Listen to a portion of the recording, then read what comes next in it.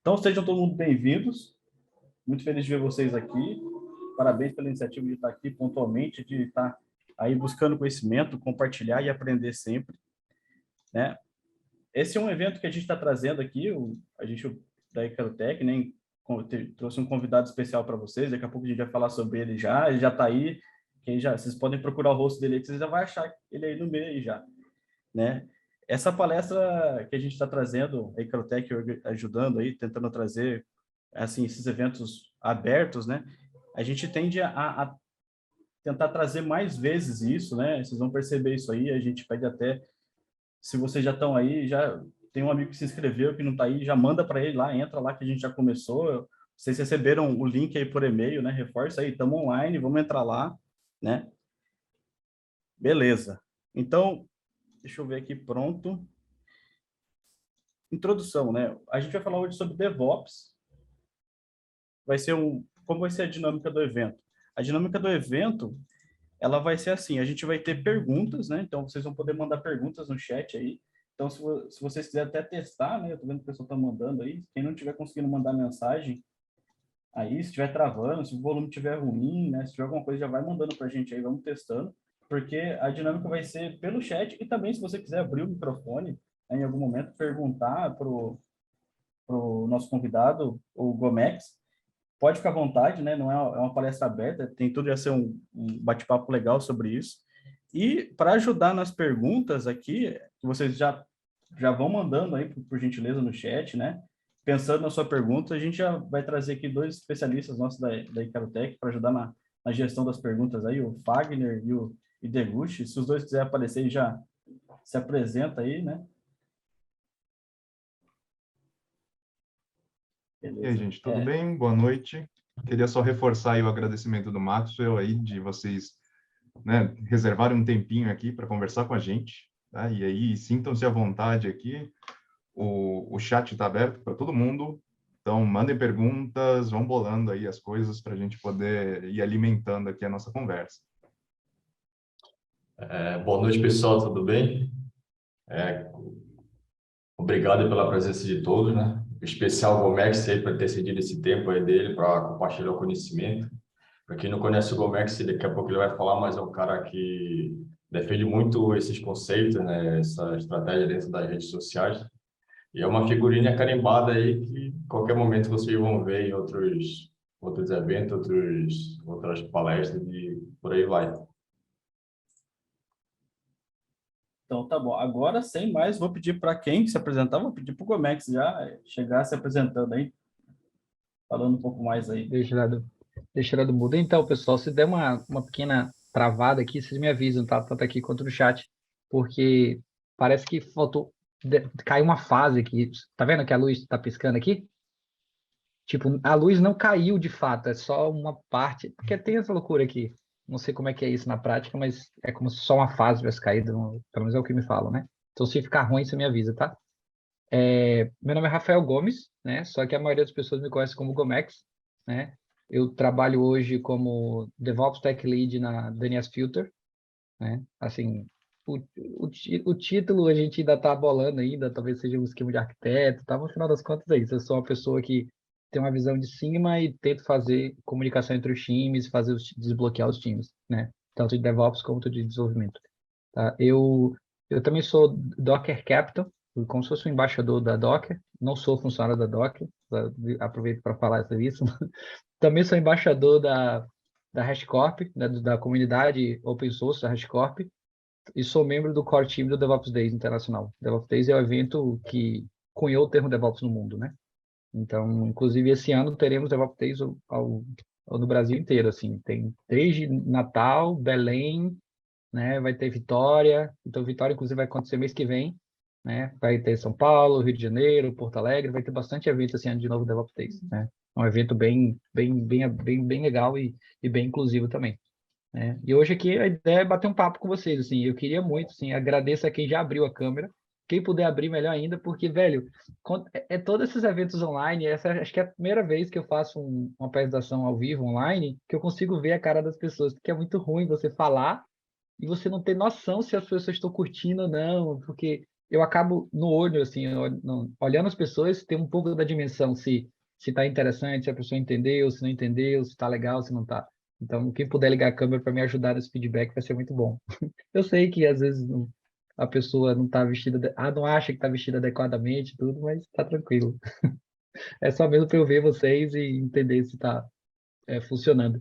E sobre isso, eu queria muito pedir a participação de vocês, assim, comentem, interajam, porque a ideia é ser um negócio dinâmico, né? Não é um esquema de palestra com um slide por causa disso. Eu quero que seja um negócio dinâmico, porque senão, se for para ver um negócio que eu fiz pronto e ninguém interage nada, eu faria um vídeo, né? E aí, tipo, tocaria o vídeo aqui para vocês verem.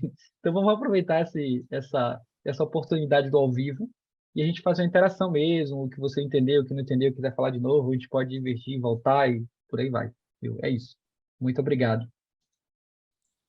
Beleza. Então, vamos começar só um aviso rápido para vocês.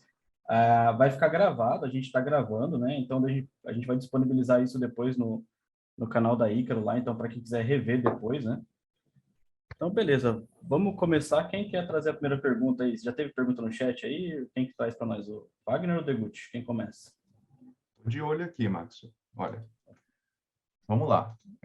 O Silvanei, temos uma pergunta do Silvanei Lima aqui, que ele traz aqui, ó, dicas para a transição da carreira de sysadmin para DevOps, Cloud, infraestrutura, né? Então, como fica aí? Essa é uma ótima pergunta. Essa é uma ótima pergunta. Inclusive, até para a gente começar a conversar um pouco sobre isso, né? A gente vai falar sobre DevOps em geral. Vale a pena a gente falar um pouco do que é DevOps antes de responder essa pergunta, né? Porque não fica claro na cabeça das pessoas. Então, o que acontece é o seguinte: a gente tem um histórico aí, né? E é lá em 2009, foi quando começou a quebrar isso no mundo, e aí começou lá e depois veio para cá para o Brasil um pouco depois, né? Que é a ideia que antigamente tínhamos dois times, né? Tinha o time de desenvolvimento, que é o time que faz o código, e tinha o time de que aqui no Brasil a gente chamava muito de suporte, sysadmin, suporte, só que lá fora o pessoal chama de operations, sempre foi operations, então por isso o ops, né? Então, o operation era esse time que toma conta desse código que alguém fez. Então, o código precisava ser colocado em um lugar que esse time toma conta. Só que antigamente esses times eram, assim, era como se fosse duas gangues rivais, saca? Tipo a família de João Romeu e a família Julieta, saca? A galera não podia se encontrar no corredor que pegava pesado, né? Então, os times não se comunicavam, o time nem sabia da existência do outro, assim, era o único canal de comunicação. Estou falando isso de forma genérica da maioria dos lugares. Eu sei que tem lugar que não era assim, mas a solução do DevOps veio por conta desse problema genérico, né? Que os times eles não se comunicavam. Então, os times tinha um time que fazia o código, e ele chegava no ticket e falou assim, ó, bota para funcionar aí. Aí o outro time só sabia como a parte da infra, o outro time só sabia a parte do software. Então, o DevOps percebeu que isso era um problemaço para o negócio não conseguia entregar na velocidade que precisava, né, desse jeito. Por quê? Porque ele tinha um negócio chamado muro da confusão, né? Que era tipo, que era claro que é uma alegoria, né, para dizer que tipo assim, existe como se tivesse um muro entre os dois times e o time de desenvolvimento, ele chega no muro e joga o software por cima e o time de infraestrutura pega do outro lado para fazer isso funcionar. Então era assim que acontecia. Então o outro time era o time que essa pessoa está falando, que é o time sysadmin, que pegava isso e botava para funcionar. Então, esse papel, o papel desse tipo de sysadmin, que é uma pessoa que só entende a parte de infraestrutura e só sabe dali para frente, só sabe funcionar, não tem nenhuma interação com o software, esse papel, infelizmente, se já não morreu, na maioria dos lugares, está com dias contados, tipo, para logo. E aí, eu não preciso nem convencer vocês muito, é só vocês entrarem em qualquer site de procura de empregos e botar sysadmin. Você vai ver quantas vagas vai vir, aí você bota depois DevOps Engineer ou DevOps lá puro, para você ver a diferença. Então, mesmo os lugares que ainda não estão adotando a cultura DevOps, né, a maioria delas só estão contratando com esse nome, né? E aí que vale a pena, inclusive, fazer uma boa diferenciação. Existem lugares que só querem um sysadmin que sabe automatizar, e tem outros lugares que têm uma maturidade maior na cultura DevOps que sim querem, de fato, uma pessoa que seja um apoio para a instalação dessa cultura. Isso é uma coisa muito importante para diferenciar, né? Então, assim, se eu disser para você, qual é a dica que eu dou de cara, né? Se você quiser rapidamente ter o feedback para você poder fazer essa transição, né? O foco seria aprender as ferramentas inicialmente, porque é isso que a curto prazo a maioria das empresas vão lhe cobrar. Isso a curto prazo é a coisa que, por exemplo, vai faltar mais, assim, logo de cara. Só que também não adianta você fazer essa transição sem que você mude a sua forma de pensar, né? Não adianta que você continue do outro lado do muro da confusão, do lado do Ops, fazendo automatizado, porque aí não resolve o problema da empresa, né? A maioria das empresas, e aí, infelizmente, a maioria das empresas está ok com isso, porque a maioria das empresas não fez a transição de cultura, a maioria das empresas só adotou a automação do lado de Ops. O muro da confusão ainda existe, e o muro da confusão é dentro do pipeline. E aí, um deles toma conta do pipeline e o time de infraestrutura continua não tendo interação direta com o produto. Ele continua não sabendo qual produto, continua do mesmo jeito, com a única diferença que agora você tem um pipeline no meio do caminho que serve um pouco para que essa comunicação aconteça no pipeline, mas a comunicação de fato não existe entre os times, né? Então, assim, eu sei que eu falei muito mais do que você precisava, mas vale a pena a gente tocar nesse assunto da cultura, porque, na minha opinião, a cultura é mais importante. Só que no dia a dia, para você mudar de carreira e conseguir um emprego no lugar que você quer, para melhorar de vida, ter um salário um pouco melhor, infelizmente ou felizmente, né? É só aprender as ferramentas. Assim, a curto prazo, você aprender as ferramentas é o suficiente. E aí, por conta disso, eu criei um artigo que eu vou até mandar aqui no chat, enquanto eu venho a outra pergunta, ou também se eu não responder adequadamente, vale a pena você comentar aqui também no chat. Eu queria mais saber disso, daquilo outro. Mas enquanto isso, eu vou buscar o link, porque eu tenho um artigo que fala justamente sobre isso, ajudando a gente, pessoas, a darem os primeiros passos na carreira de DevOps. E aí, nesse artigo, eu foco estritamente na parte de ferramenta, porque eu sei que a curto prazo é o que se precisa para conseguir o trabalho, entendeu? Não sei se eu respondi direito, se puder falar aqui se está certo. Show de bola. Silvanei, aí, se você quiser trazer alguma coisa aí, mais um, né, algum comentário aí sobre a resposta que o Gomex deu. A gente do Silvanei, acho que ele não mandou nada, mas aí, até relacionado... Respondido aí, muito obrigado, Gomex. Olha ele aí, ó. Olha, O Silvanei é meu conterrâneo. É, essa aqui de Salvador, pá. Só torce pro rival, mas tudo bem. Não tem problema não, pô. Nem todo mundo é perfeito. É isso mesmo, isso mesmo.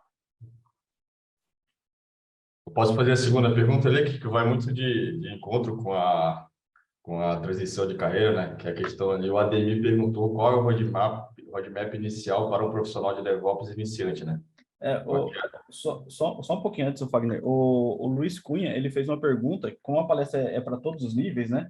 E tá ligado já com o que ele falou agora, acho que seria interessante, senão o Luiz Cunha pode ser que ele fique meio perdido. Ele perguntou, pediu para explicar um pouco o que é pipeline dentro como a palestra é para todo mundo, né? Tem todos os níveis. Ótimo. Até se está no começo, pode mandar qualquer tipo de pergunta aí, é para isso mesmo. Perfeito, com certeza. Assim, sobre o roadmap eu mandei ali, tá? Tem um artigo, um link ali que você pode seguir ele, que é assim, que é o que eu fiz na época. Ele não é bem um roadmap, mas porque ele meio que fala assim, ó, você pode estudar em qualquer velocidade, em qualquer ordem, tá de boa. O importante é você aprender e você precisa a curto prazo. Agora, sobre pipeline, eu tenho um artigo falando, eu sei que vai ficar o tempo todo falando isso, mas eu vou mandar os artigos aqui, porque facilita depois você ler melhor, porque às vezes eu posso explicar aqui e você não pegou na hora. Aí tem um artigo legal. Mas, basicamente, pense que o pipeline é que nem... a tradução seria linha de produção, né, para português. Acho que a tradução em português. Pense na indústria, mesmo esquema da indústria. Aí você não tem aquela que é bem comum do Silvio, né? Tem um filme famoso que é o filme de Charlie Chaplin, na Tempos Modernos, que ele fica passando lá a esteira e aí a pessoa fica fazendo só aquilo, né, no produto. O produto passa, a pessoa vai lá e, sei lá, aperta um parafuso, o outro vai lá, aperta o parafuso. Pense que o pipeline que a gente está falando é um pipeline bem parecido com isso, né? Só que ele é de software, né? Ele é virtual, né? Ele está lá dentro do software, ele roda desse jeito. Então, a ideia do pipeline é que você tenha um software que ele receba uma requisição, ou seja, que você peça para ele, ó, execute tal coisa. Só que para aquela coisa ser executada, ela tem que passar por diversos passos, né? Porque não é só... Quando você faz um deploy, não é só você pegar o software do repositório e colocar no servidor. Antes disso acontecer, você espera-se que você faça vários passos, porque o deploy ele é complexo, né? Por exemplo, antes de você colocar de fato o software rodando lá, você quer testar se esse software, se tem um erro no código, por exemplo. Aí você faz um teste estático localmente, né? Então, no pipeline, a primeira etapa desse pipeline, dessa linha de produção, será, e aí isso é tudo codificado, tá? Não é botão, não é interface gráfica, não. Você bota no código isso, fala assim, ó, primeiro passo, testar o código. Segundo passo, fazer a configuração de banco de dados. Estou dando aqui chutes, né, do que seria. Configurar o banco de dados. Terceiro passo, subir a infraestrutura necessária. Quarto passo, aí você tem os passos, né? Então, como tem uma ideia de passos, né, e é dentro de uma linha, ele é serial, ele pode ser paralelo também, claro, mas ele, por padrão, a ideia é ele ser serial, né? Uma coisa acontece depois da outra.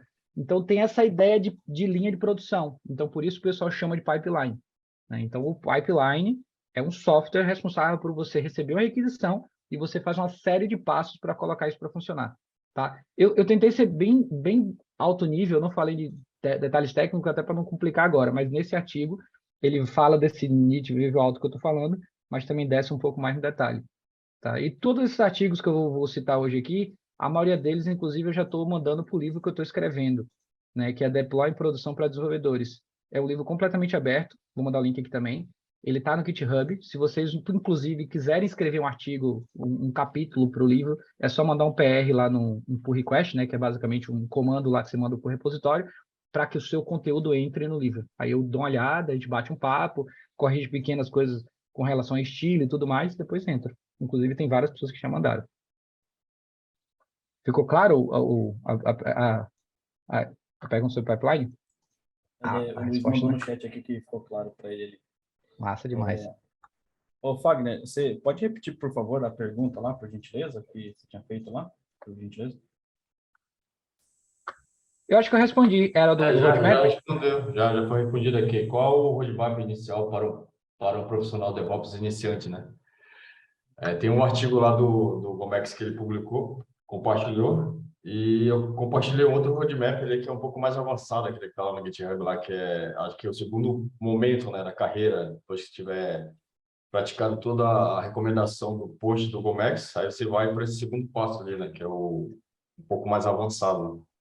Isso. Falando sobre passo de estudar, eu vi que tem muita gente interessada em fazer essa transição, estudar. Tem uma outra coisa que eu não comentei aqui também, inclusive na minha apresentação eu deveria ter comentado. Eu sou fundador também da mentoria de IAC, né? Que eu até mandei o link aqui agora, que é perfeito para esse caso, tá? Se você é da área sysadmin, ou se você não é da área de nada, você está começando a estudar agora, a mentoria também é para essas pessoas. E se você já está na área de DevOps, também a mentoria também serve para essas pessoas. É uma comunidade de prática. Então a gente se reúne para praticar com casos reais, né? Inclusive o Edemir que está aqui, ele está lá na mentoria também, né? Acho que deve ter mais gente aqui, porque pela foto não dá para ver todo o Fernando, acho que o Fernando já apareceu logo às vezes. Então, a ideia da mentoria é ser isso, assim, a ideia da mentoria, a gente tem desafios reais, de projetos reais, só que de comunidades sem fins lucrativos, né?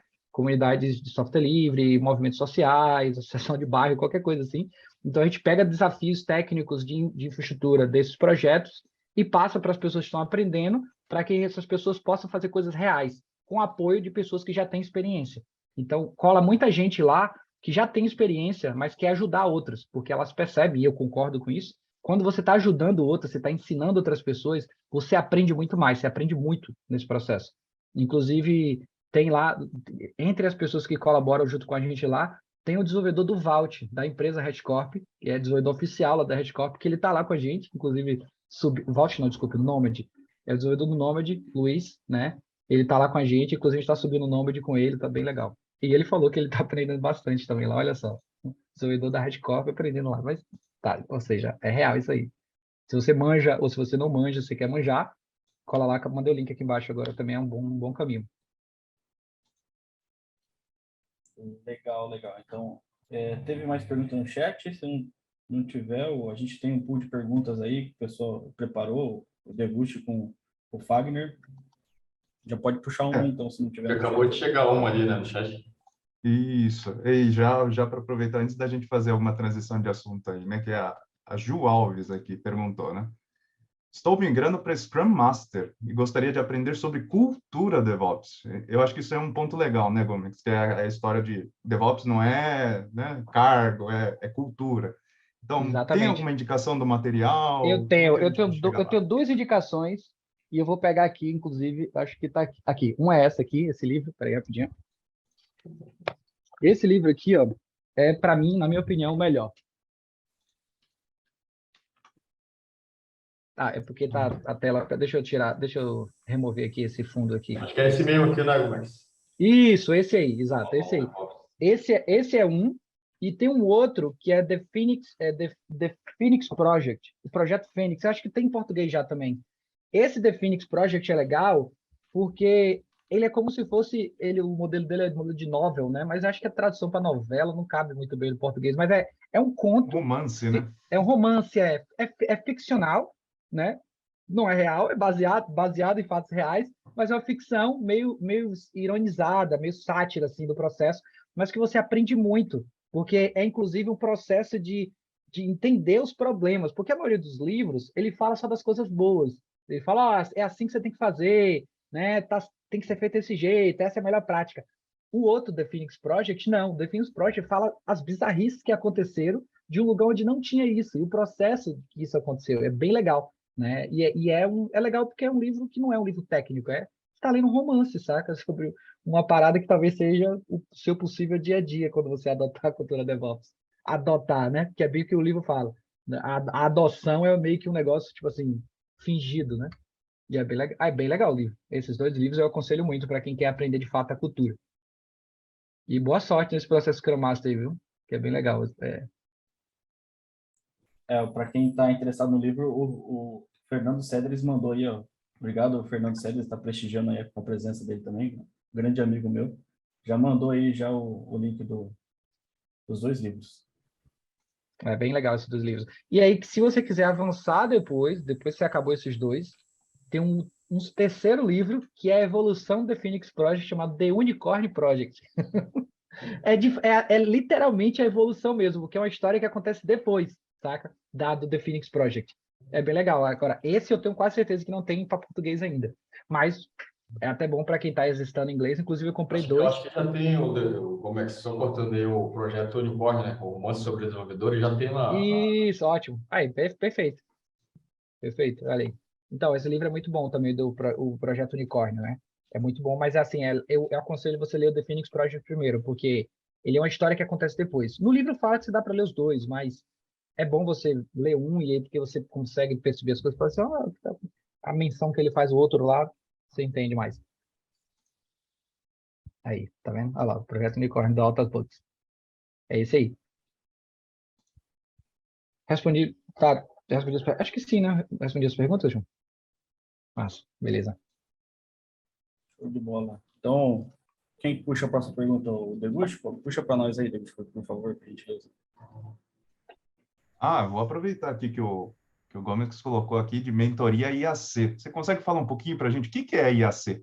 Pronto, Né? perfeito. Ótimo, ótima pergunta. IAC aí vem do inglês, né? Infra as Code, né? Infra como código. E aí o IAC, na minha opinião, assim, é uma das pernas do DevOps, né? Porque a infraestrutura que a gente conhece aí da galera, inclusive que já esses admin lembra dela, é a infraestrutura que a gente toca, né? A infraestrutura que a gente toma conta, é um negócio muito manual, muito artesanal, né? Eu brinco que o IAC é como se fosse a revolução industrial da área de sysadmin, saca? Tipo assim, a gente estava no artesanato lá, né? Fazendo tudo de forma artesanal, e aí, em um momento, a gente percebeu que a gente podia colocar isso dentro do processo industrializado, que nada mais é do que um processo automatizado de fazer as coisas. Você faz um molde uma vez só, gasta um tempão naquele molde, e uma vez que esse molde está pronto, você pode reproduzir isso infinitas vezes. Você só precisa ter o insumo, que nesse caso é o servidor, são os servidores, os recursos, né? Então, você pode reproduzir infinitas, o seu único limite é o recurso, né? Então, o IAC é quando a gente percebe, quando o time de sysadmin olha para o time de desenvolvimento e percebe, a nossa solução está lá. E o que é que a gente fez? A gente transformou o que a gente fazia manualmente em código. O que é isso, né? Pô, Gomex, mas beleza, você falou um monte de coisa, mas na prática, o que é isso?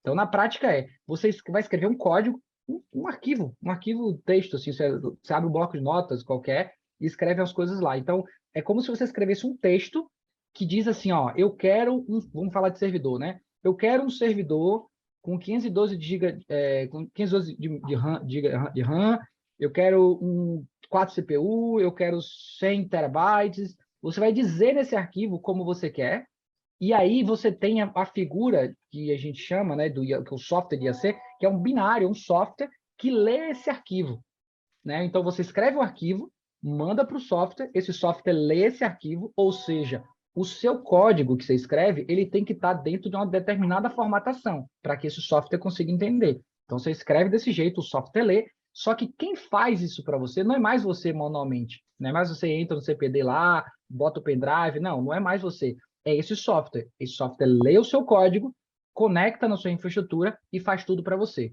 Então, isso permite que você consiga, por exemplo, criar 100 máquinas ao mesmo tempo. Antigamente, você tinha que entrar uma por uma no console e fazer uma por uma. O IAC agora permite que você crie infraestrutura a partir de código. Por isso o nome é Infra as Code, infra como código. E aí você vai ver tudo que é as Code, tudo que você vê que tiver na internet, qualquer definição que seja as Code, é aquilo, a primeira parte, tipo, pipeline as Code, saca? Database as Code. Tudo isso é o primeiro como código. Você escreve um código e você consegue criar o que ele está falando. Nesse caso, ia ser a infraestrutura como um todo, né? Então, sempre que você ia ser, tem a ver com automação DevOps por conta disso, porque, na minha opinião, foi o que viabilizou. Não tinha como você ter a cultura de você falar, vamos dialogar, vamos juntar as coisas, se você não tinha um idioma comum entre os times, né? Então, o IAC é uma das pernas do DevOps por causa disso, porque permitiu a comunicação entre os dois times através de uma linguagem mais intermediária, né, entre as duas áreas. Alguma dúvida? Legal. Só para complementar aí com a sua visão, Gomes, e a infraestrutura como código, qual que é a relação dela com esse negócio da cloud pública, que agora a gente vê, né? A AWS, a Azure, não sei o quê, aí lá dentro tem Ansible, tem Terraform, tem um monte de uma sopinha de letras aí, né, para a gente. Exato. Qual que é a relação disso tudo? Então, tem algumas pessoas que acham que é tipo assim, é dependente, né? Você só consegue fazer IAC se você tiver cloud, e não é verdade, né? Então, assim, a ideia de IAC é que você tem um software que faça intermediação para você, né? Então, independente de cloud, inclusive eu trabalho na empresa hoje que 90% do nosso parque é bare metal, então, e todo o nosso parque é bare metal, para quem não sabe, é tipo a máquina mesmo, não tem nada de cloud, é uma máquina em algum data center, né? Então, a gente chama bare metal, acho que a tradução seria metal real, né? O metal, não sei qual a tradução para português, mas seria direto no metal, né? Direto no metal, exato. Então, eu acesso direto à máquina mesmo em algum lugar de um data center qualquer, saca? Então, mesmo desse modelo, eu tenho IAC lá, né? Porque eu consigo fazer IAC conectando IACH, por exemplo, né? O Ansible vai lá e conecta, é IAC. Não é o ideal, mas é o que dá, né? Então, o IAC está muito ligado à cloud, porque na cloud, né, necessariamente, tudo que você tem na cloud pode fazer via IAC. Praticamente tudo. Falar tudo é muito forte, mas 99,999 dá para fazer via IAC, tá? Então, ele está muito ligado à cloud por conta disso, porque a ideia da cloud, quando ela nasce, ela já nasce a partir disso, ela já nasce a partir de uma ideia de você poder codificar os seus recursos a partir de IAC, né? Então, a relação tem a ver com isso. E a sopa de letrinhas é importante, é até bom de tocar no assunto, porque tem muita gente iniciante aqui, né? É entender que cada ferramenta tem o seu propósito, né? E lá no artigo eu falo sobre isso, mas vou aproveitar para falar aqui, que é, por exemplo, entender que o Terraform, por exemplo, é muito bom para criar infraestrutura baixa, mas é muito ruim para provisionar essa infraestrutura. Então, você cria infraestrutura, que é criar máquina mesmo, criar rede, criar firewall, mas, por exemplo, instalar o Apache, instalar o Nginx, instalar o software que, de fato, você precisa dentro daquele recurso, ela não é a melhor ferramenta para isso. Ela até faz, se você olhar na documentação, ele explicitamente fala, ó, eu faço, mas eu não aconselho fazer desse jeito. Use outra ferramenta. E essa outra ferramenta pode ser o Ansible, por exemplo. Porque o Ansible já é um tipo diferente de IAC, né? O Ansible é o que a gente chama de gerência de configuração, né? Ele é um software usado dentro do modelo de IAC que conecta em infraestrutura e faz configuração dentro dessa infraestrutura. Por exemplo, aí tem uma galera que usa o Ansible para fazer o que o Terraform faz. Já é uma má prática, porque o Ansible não é tão bom nas coisas que o Terraform faz como o Terraform. Ele faz muito mais lento, ele não tem controle de estado, tem uma série de coisas. Então, é importante você entender qual é a necessidade, né? Qual é o uso de cada ferramenta, né? Para que na hora que você usar a melhor delas, né? Então, entender, por exemplo, o que é gerência de configuração, o que é criação de infraestrutura baixa, o que é criação de imagens, que é o Packer, e por aí vai. Legal, legal. Porque a gente fica mergulhado em todas essas ferramentas. Se o pessoal abrir aí o Mentoria IAC, vai ver que tem um cardápio ali, né? Completo. Não, essa é a parte legal da mentoria de IAC, né? Porque porque assim, eu sei que é difícil, pessoal. Para quem está fazendo a transição, assim, eu consigo perceber o quanto é difícil, porque foi difícil para mim no começo, né? Porque quando você só lê, velho, não tem jeito. Você só vendo as coisas, você não vai aprender. Não tem jeito, assim. Ou vai aprender de uma forma muito mais lenta. Eu costumo ter uns trocadilhos que às vezes eu uso, né? E falo assim, se você só aprendesse vendo, o cachorro era açougueiro, sacou? Tipo assim, você tem que meter a mão na massa, você tem que fazer a coisa, entendeu? Porque se você só lê, você até vai ter você vai lembrar dos comandos, mas na minha opinião, assim, o que eu tenho percebido na mentoria, o que eu tenho percebido comigo e as pessoas mais próximas a mim, é que o processo de aprendizado é muito melhor quando você lê e coloca em prática. Lê e coloca em prática, saca? Porque senão não funciona bem assim. Você vai ler, você vai esquecer, porque é muito complexo. Você não vai entender como aquilo se encaixa. Por exemplo, eu acabei de falar Terraform, Ansible e Packer. Você fala, meu Deus, 3 ferramentas, eu estava achando que era só Ansible, né? E qual é a diferença entre eles? Aí eu vou lhe falar a diferença. Aí você vai falar, tipo, às vezes você não entende, mas quando você executa, e você, por exemplo, você tenta executar o Ansible para fazer o que o Terraform faz, e você vê a demora que ele faz, a demora que ele tem, e quando você usa o Terraform, você vê muito mais rápido, você fala, agora eu entendi. Agora eu entendi o que Gomex falou aquele dia, sabe? Por quê? Porque você colocou em prática. Então, assim, um aconselho que eu dou para todo mundo, vocês, é tudo que eu estou falando aqui, anota as palavras-chave que eu vou comentando, né? E se você quiser se aprofundar, tenta colocar em prática cada parte dessa, né?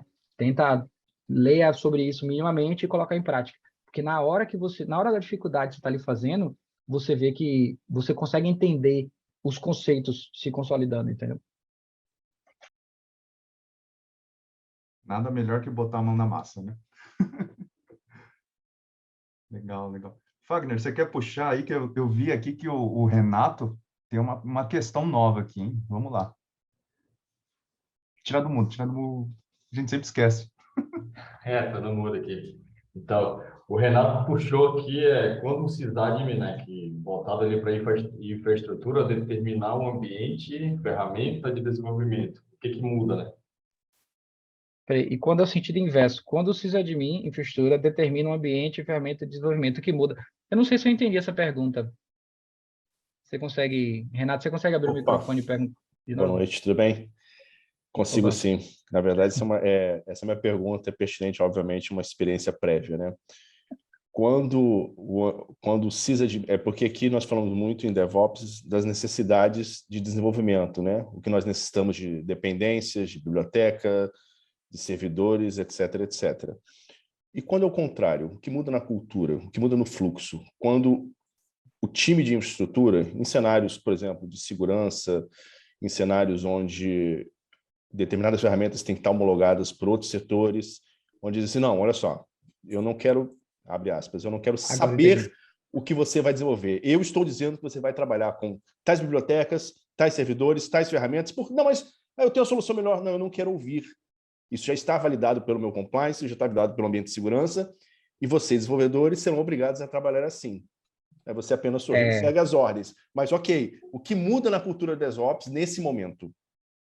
Então, na verdade, assim, porque é complicado, né? Porque, assim, tem a questão dos compliance, e quando fala dos compliance, tem a ver com, de fato, regulação externa.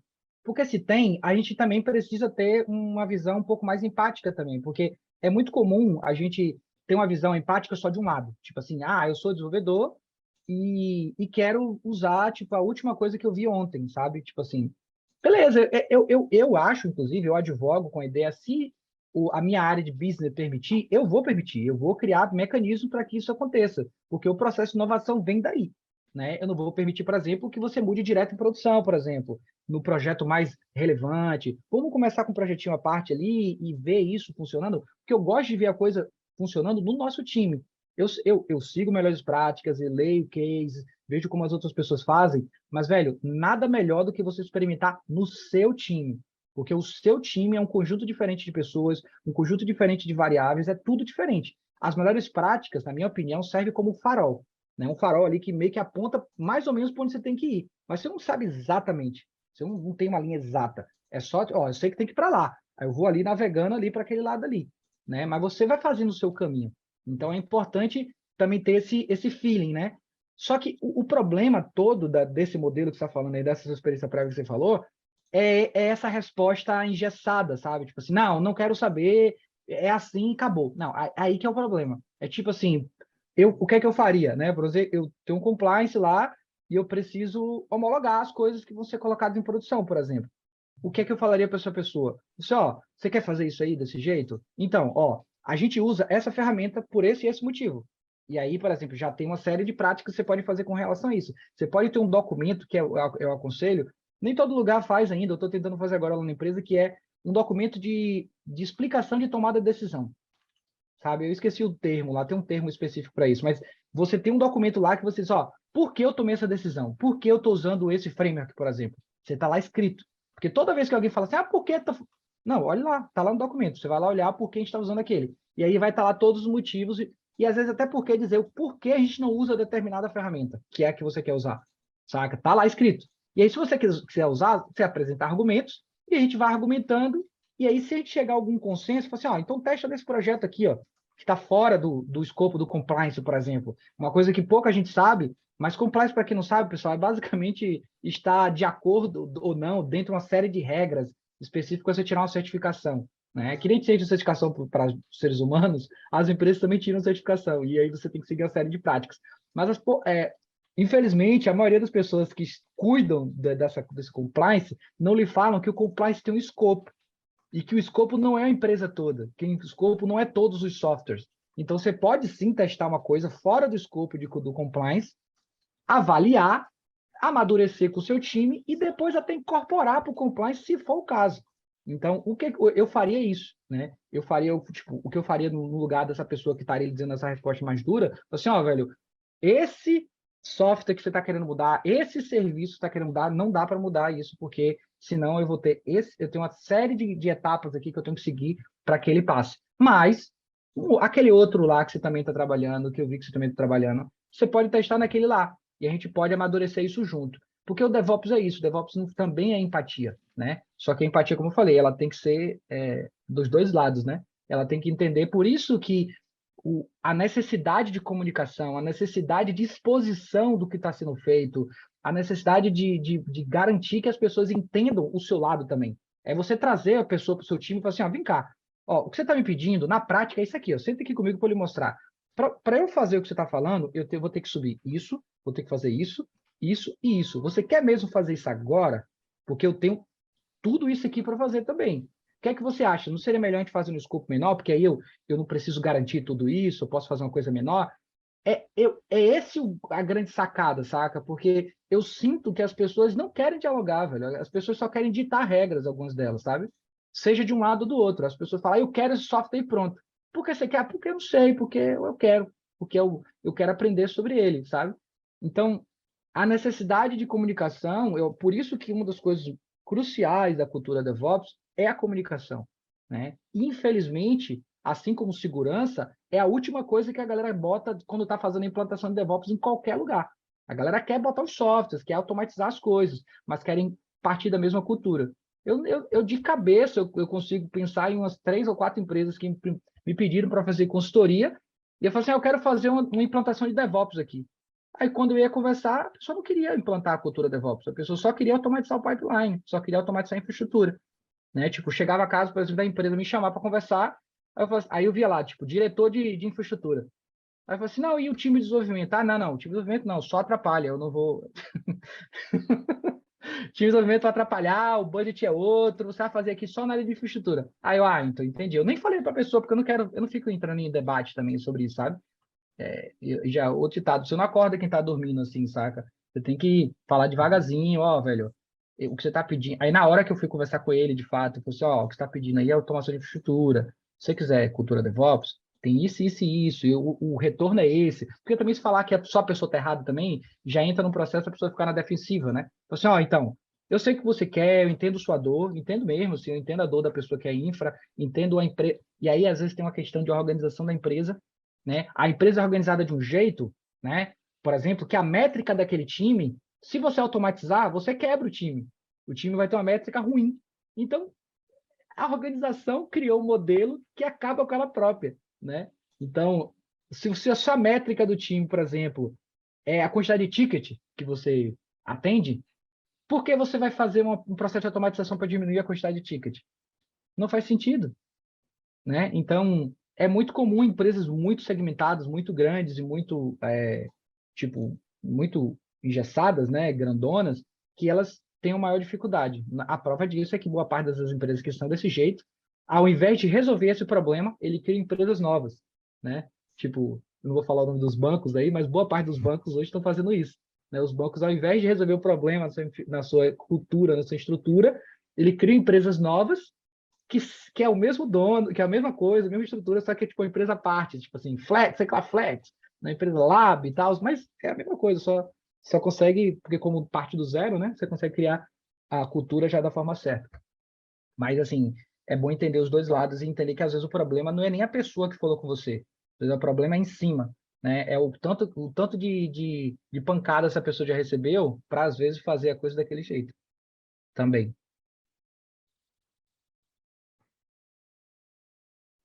Legal, legal. Respondeu, Renato?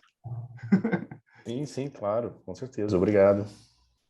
Joia, Mas, joia. Essa parte aí do compliance, Gomes, me lembrou aqui do famigerado DevSecOps. Já não bastasse o DevOps, a gente tem o DevSecOps, o BizDevOps. O que são esses movimentos que o pessoal está colocando umas letrinhas no meio do DevOps aí agora? não, porque a galera percebeu, né, dessa brincadeira de palavras, de junção de palavras, como se a junção das palavras fosse o suficiente para você adotar a cultura. Tipo assim, já que eu botei aqui DevOps, aí, tipo, pronto, agora os times se conversam, saca?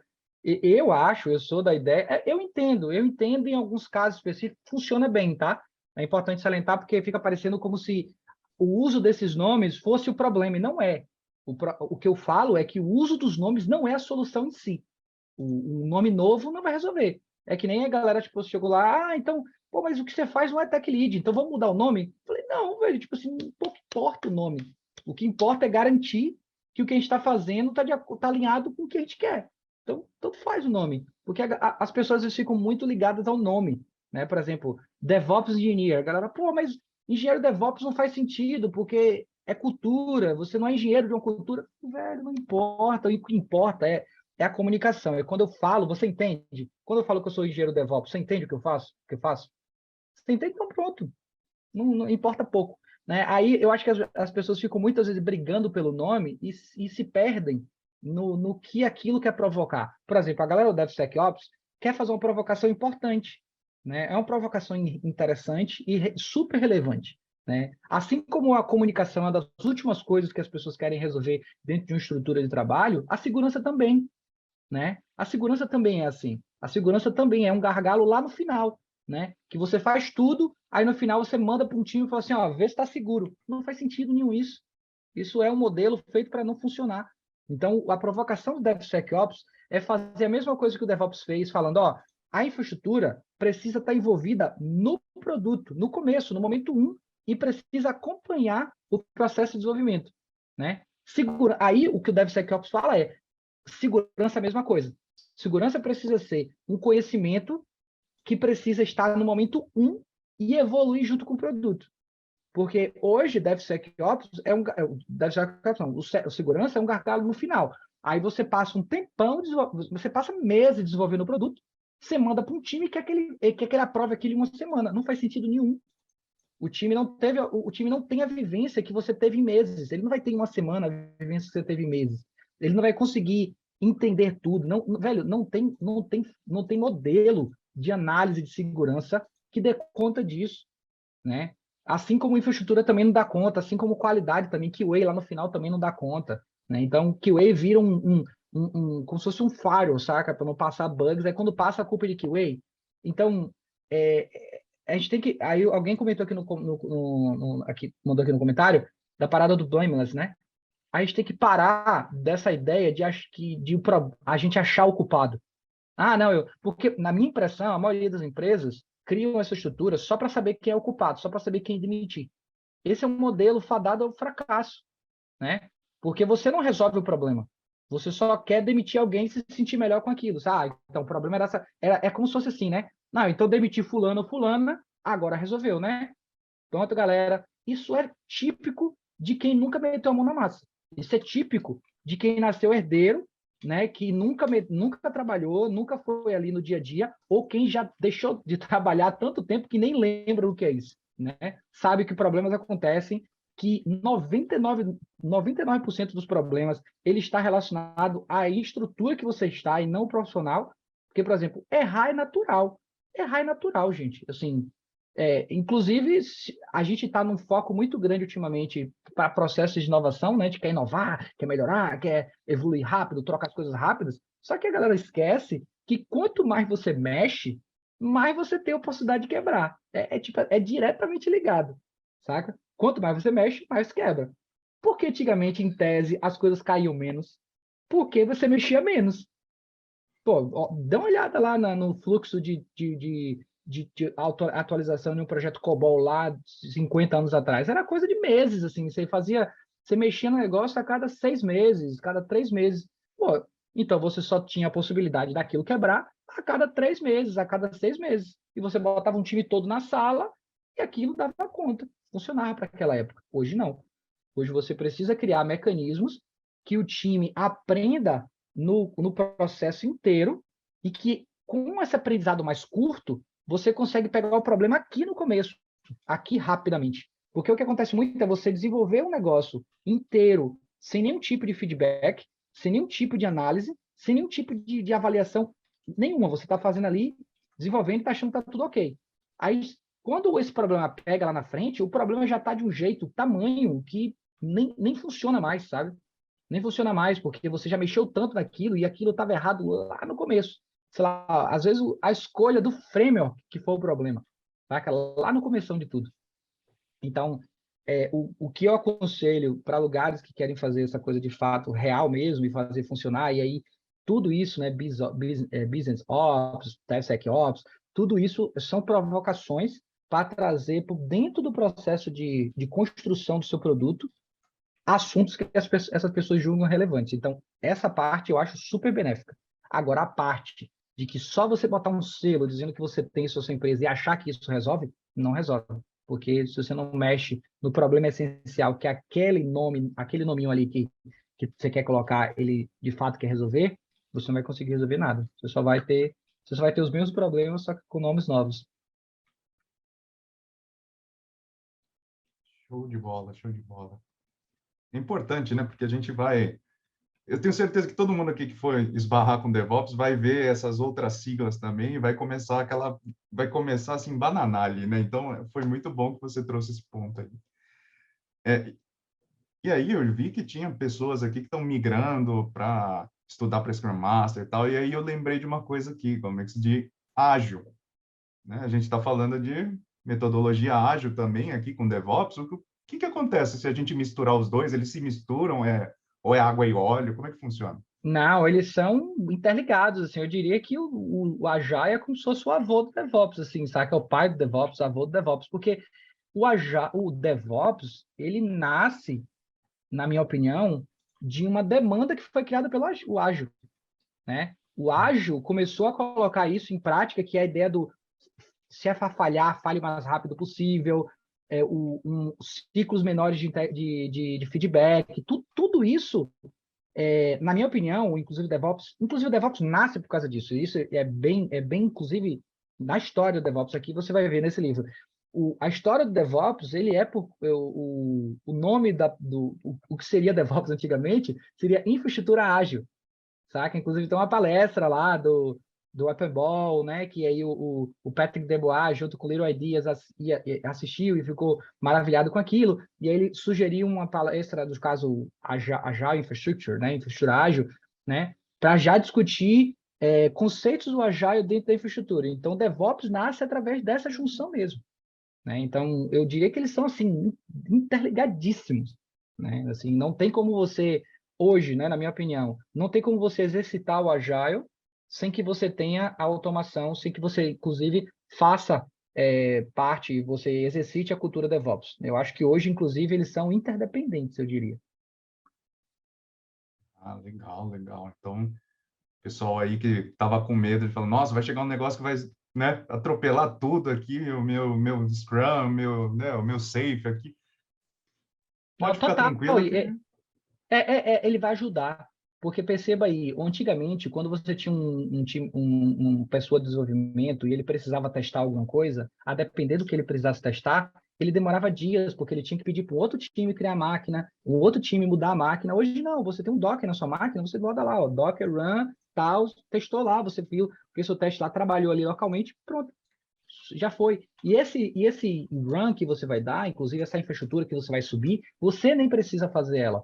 Você pode ter um time que cria essa infraestrutura para você, você só faz consumir. Então, quando a gente fala muito de DevOps, a galera às vezes pode confundir o DevOps com Full Stack, tá? Não confundam, são conceitos completamente separados, assim, acaba que tem a ver com o fato de você aprender outros domínios, sim, mas o caso do Full Stack é a ideia que você faz tudo, né? Você coda front-end, você coda back-end, você toma conta da infraestrutura, toma conta da rede, você faz tudo, do começo ao fim. Você faz a stack completa, né? Eu não sou muito fã desse modelo não, tá, pessoal? Eu não gosto muito não. Eu acho legal que no processo da jornada da pessoa que trabalha, né, da sua carreira, você acaba aprendendo cada um deles. Assim, é importante e necessário que você vá entendendo e aprendendo cada uma dessas partes. Eu concordo com isso. Mas eu não acho que o profissional ideal é que você faz tudo isso. Uma coisa é você saber como é que funciona tudo isso, inclusive eu acho que você tem que saber como DevOps, você está na área DevOps, né? Você tem que saber como cada área funciona, para até o seu processo de empatia ser melhor. Você entende como aquilo funciona, você entende como aquilo faz, né? Então, essa coisa que o DevOps traz é você entender como aquilo funciona, mas cada um tem a sua responsabilidade. Então, o Agile, como eu estava falando, a relação com o Agile é isso, né? Você entende como é que a dor que a pessoa tem ali para subir a infraestrutura e você cria um negocinho prontinho, uma automação, para que a pessoa, quando ela fizer aquilo de novo, ela não precise fazer um monte de coisas, né? Você já automatizou tudo para ela, ela só vai consumir. Então, por isso que esse processo de empatia é importante nessa parte aí. Joia, joia. Só queria aproveitar também que você citou aí um Docker Run, né? E aí o pessoal falou, opa, Docker Run, Docker já ouvi falar, né? Qual que é o papel? Olha aí, ó, tá vendo? Estampada no peito do Gomes ali. Mas queria aproveitar, Gomes, para falar. Qual que é o papel do open source nessa história toda, né? Que a gente tá falando, pô, vou criar uma caixinha aqui e tal. Aí tem Docker, tem Kubernetes, tem Nomad, né? O que o open source trouxe aí pra gente nessa história? Rapaz, o open source foi o que viabilizou isso, né? Porque pense hoje, né? Você chegar e que se quiser abrir um negócio, você quiser um projeto paralelo, né, um projeto pessoal. Antigamente, você tinha que pagar por tudo, né? Você tinha que comprar a licença de tudo, você tinha que ter a licença da Microsoft, você tinha que ter a licença das ferramentas que você usava ali. Então, tinha uma série de coisas que você tinha que pagar. Então, eu inclusive, acredito que os softwares proprietários, né, por muito tempo, eles foram, na minha opinião, a barreira para a evolução, para a inovação da nossa área. Então, quando o software livre ele entra, né, quando o software livre aparece, né, com o Linux, o kernel Linux, depois com todas as ferramentas ali que entram dentro do ecossistema do Linux, você viu como a gente evoluiu, sabe? Evoluiu de um jeito absurdo. Inclusive, se você comparar o nível de anos que o Windows tem e o nível de anos que o Linux tem, não tem nem como comparar a potência tecnológica que o Linux hoje tem em comparação com o servidor Windows. Assim, hoje não tem nem o que falar sobre isso. A prova disso é que a própria Microsoft hoje está migrando várias partes dos seus produtos mais essenciais para rodar no Linux. Né? É muito superior, né? O nível de arquitetura, a forma como a gente organiza melhor isso. E isso só pôde acontecer porque era open source. Né? Porque, imagina só, eu não sei se é verdade, tá, gente? Vou falar um negócio aqui que faz sentido, mas dizem que é verdade. Que a Microsoft, na época, né? Hoje eu não sei, mas na época da disputa ali com Linux, ela tinha mais advogado que desenvolvedor. Sabe? Tipo assim, ou seja, a empresa ela ganhava muito mais dinheiro e muito mais preocupada com questões legais do que, de fato, desenvolver. Você tinha ali, sei lá, vamos dizer que na época a Microsoft tinha o quê? 2.000 desenvolvedores? 2.000 desenvolvedores? Acho que nem tinha tudo isso na época. E aí você, na mesma época, você tinha só no Debian 3.000 colaboradores. era tipo, o triplo de pessoas que estavam registradas no site e aceitas como Debian, esqueci o termo, Debian Committer, uma coisa assim. Não é Debian Committer, não, mas é um termo específico para você oficial Debian, saca? Então, você tinha só de pessoas oficiais o triplo. Fora pessoas como eu, que usava o software e falava, olha, tem um bug aqui, ó, ia lá e reportava, né? Quem aqui que usava o Windows mandou lá enviar relatório, saca? Aqueles relatórios de erro para a Microsoft. Você recebeu alguma mensagem que aquele erro foi corrigido, alguém interagiu com você? Eu não. Quando eu tinha erros do software livre, eu reportava e quem me respondia era a pessoa que escreveu a linha de código. A pessoa que codou aquilo ali falava, de fato, é um erro mesmo e tal, vamos corrigir assim, assim, assim. Então, o processo de inovação com software livre é muito diferente. Assim, não tem nem como comparar, né? Porque é um modelo fechado que só a empresa trabalha e as empresas já perceberam. Se elas querem evoluir rápido, elas abrindo o seu código, aquele produto vai evoluir muito mais rápido. E a HashiCorp é um ótimo exemplo para isso, né, gente? Todos os produtos da HashiCorp são completamente abertos. Não tem nenhuma caixinha de surpresa, não tem versão fria, não tem nada. O que tem é add-on, né? Tipo assim, funções adicionais, que essas são pagas. Mas o core mesmo, assim, a funcionalidade essencial dos produtos, todos são abertos. E aí a galera contribui e tal, é bem interessante. Então, eu acho que o nível que a gente está hoje de evolução, de tecnologia, do que a gente pode fazer, só foi possível por conta do advento do open source. Sem o software livre, velho, não tinha. Eu acho que hoje a gente estaria ainda subindo coisas no WebSphere. Já deu um friozinho aqui quando você falou WebSphere. WebSphere, WebLogic é uma coisinha que eu não tenho saudades. Então, acho que nem os Olha aqui. desenvolvedores deles têm.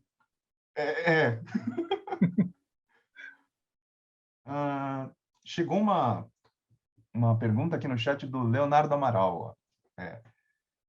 Como você enxerga a adoção das técnicas de automação e da cultura DevOps em ambientes mais complexos de sofrer automação? Que são aquelas grandes empresas, né? Tier 1, Tier 2, os bancões, né? Como é que funciona essa adoção aí? Acho que você até pincelou isso, né? Que eles têm Não uma funciona. estratégia aí. Né? Eles não fazem isso dentro da empresa, né?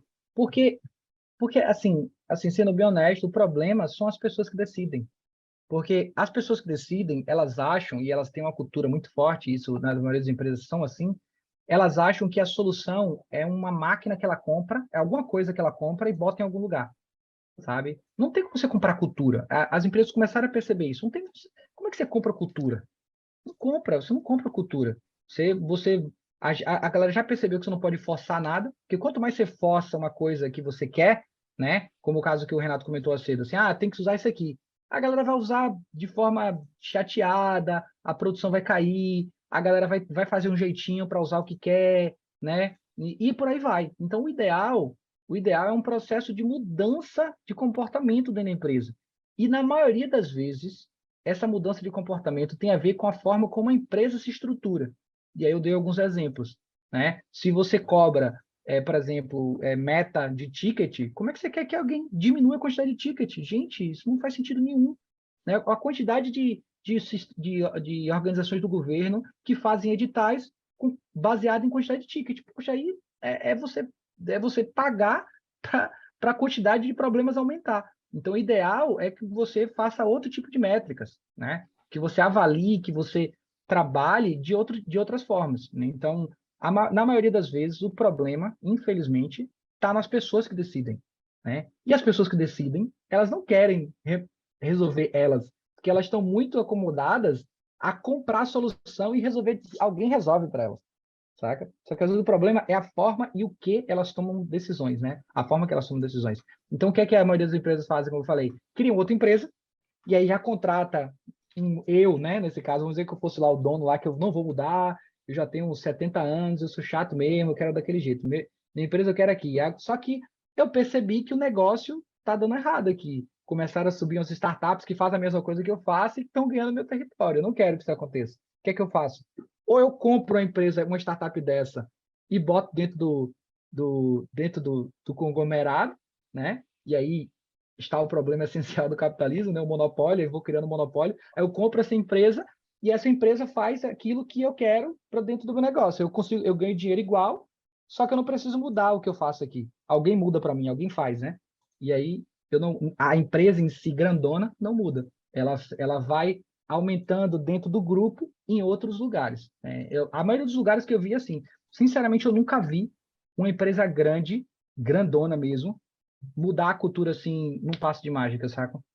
Tipo assim, algumas empresas mudam depois de muitos anos. Por exemplo, a própria Microsoft tem mudado, sabe? A própria Microsoft tem se adequado, e também ela comprou tanta empresa também que depois das aquisições você vai ver lá, você vai somar as coisas, a cultura meio que dá uma diluída também, sabe? Mas acho que talvez a Microsoft é a única grande assim que eu consigo ver que mudou um pouco assim o comportamento depois de uma série de tempo. Mas todos os outros continuam iguais, assim, infelizmente. Pelo menos as que eu acompanho, né? Pode ter algum aí que mudou e eu não sei. Interessante. Quanta pergunta, hein, rapaz? Você respondeu pergunta pra caramba. Agora, como última coisa, o que você gostaria de falar aqui para todo mundo que está aqui sobre DevOps, vamos dizer assim, o que tem de novo para vir, as dificuldades que você acha que é importante, eu gosto de citar várias, né?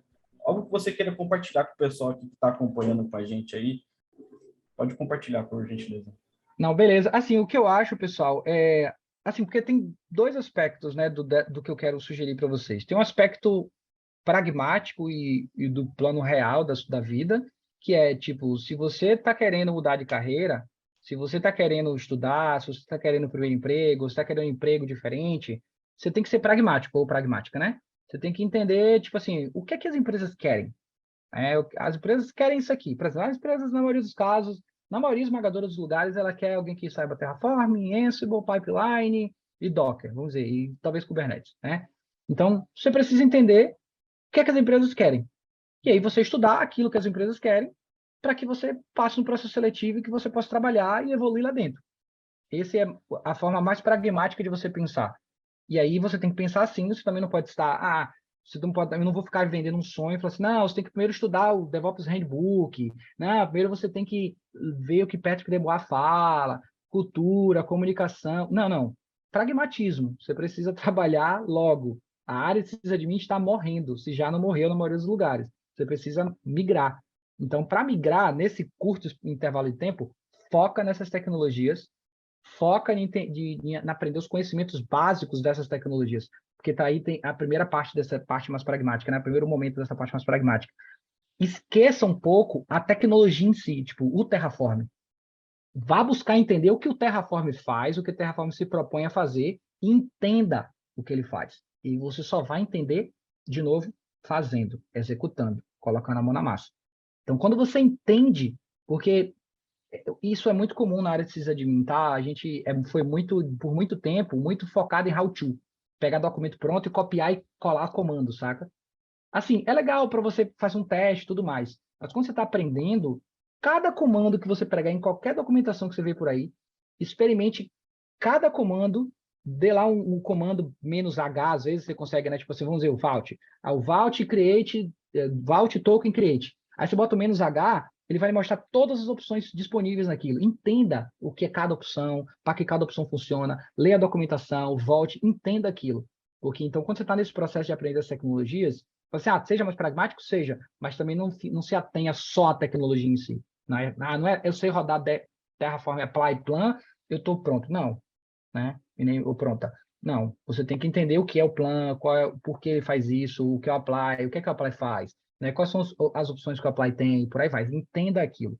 Então, mais pragmático, mais focado no pragmatismo, isso você tem que focar no curto prazo e fazer o seu processo de transição. A segunda parte, que é essa parte que eu falei bastante também, comunicação, pessoal. Assim, empatia e humildade, né? Você chega no lugar, se você tiver empatia e humildade, assim, você já está bem na frente, né? Tem humildade para dizer o que você não sabe, né? Para também as pessoas não terem ideia do que, se você acha que você sabe aquilo ou não. Então, certa expectativa, pessoal, essa parte que eu não sei, mas eu vou correr atrás. Essa parte que eu não sei, mas eu sei isso aqui que é parecido. Eu posso reunir e estudar melhor sobre isso. Então, essa comunicação, essa coisa de se deixar claro as coisas, setar a expectativa, e também quando a pessoa falar uma coisa, você tentar ouvir aquilo de uma perspectiva mais de se colocar no lugar daquela pessoa, sabe? Aquela pessoa ali fala uma coisa, você fala, por que essa pessoa falou isso? Por que ela pediu ou por que ela respondeu desse jeito? Será que tem alguma coisa por trás? Será que tem um outro mecanismo aí que está fazendo que essa pessoa peça desse jeito? Pode ser o que eu não acho que é correto. mas se a pessoa está pedindo aquilo, existe alguma dor ali, tem alguma coisa ali. Eu quero entender o que é o motivo disso, ao invés de só tentar convencer essa pessoa que tem que ser diferente, sabe? Então, eu acho que esse processo de empatia, na minha opinião, eu diria que é a habilidade mais rara e mais buscada na nossa área. Se você conseguir evoluir, né, essa habilidade de empatia, de tentar entender o que a pessoa quer do outro lado, eu acho que ela leva muito mais longe do que você ser uma super especialista em Terraform, Kubernetes e afins, saca? Porque, às vezes, nesse entendimento do outro ali, você consegue, inclusive, evoluir com aquela pessoa, você consegue evoluir junto com o produto, você consegue evoluir junto com a empresa. Então, assim, as 2 dicas que eu diria aí é isso, focar na tecnologia mais a curto prazo e também nessa parte mais comunicativa, essa parte mais empática, de entender, de fato, qual é o problema e por aí vai. Gostei muito. Cara, fantástico. Realmente são pontos muito importantes para o pessoal que está aí começando. Não só quem está começando, como também já tem muitos anos de experiência, às vezes a gente acaba esquecendo o beabá de algumas coisas, né? Às vezes a gente vai pegando tanto conhecimento que às vezes começa a refugar, né? Refugar e acaba esquecendo do beabá. E bem lembrado, gostei, né? Gostei também daquela parte que você falou, não se acorda assim quem está dormindo. Eu achei, anotei aqui no caderninho, isso aqui eu vou levar. Então, Exato. vamos, muito obrigado pela sua presença. A gente já vai despedir de você aqui, né? Se você quiser passar o canal seu do YouTube aí no chat, do Discord, acho que já passou, né? O Gomex, até aproveito para elogiar, ele é muito envolvido nesse mundo de compartilhar conhecimento, se dá para a comunidade para ensinar, para compartilhar, né? Isso é elogiável. Obrigado por estar aqui hoje, obrigado por ter esse propósito, né? E sempre estar aí, né? Agora você falou, os DevOps Days vai começar a acontecer, né? Isso, exato. Vai ter bastante. Vou mandar o link aqui do DevOps Days aqui embaixo, que ele mostra o DevOps Days do mundo todo, tá? E aí, eu vou botar aqui para botar para todo mundo. Isso é legal, né? Tipo, o link do DevOps Days, e vou mandar um link também, porque, como eu falei assim, eu tenho muito conteúdo aberto, muito conteúdo que eu coloco disponível de forma gratuita, mas se você precisar de um plano mais curto e mais direcionado para as ferramentas, nessa perspectiva que eu falei, na perspectiva prática, mas também de entender o porquê dessas ferramentas, né?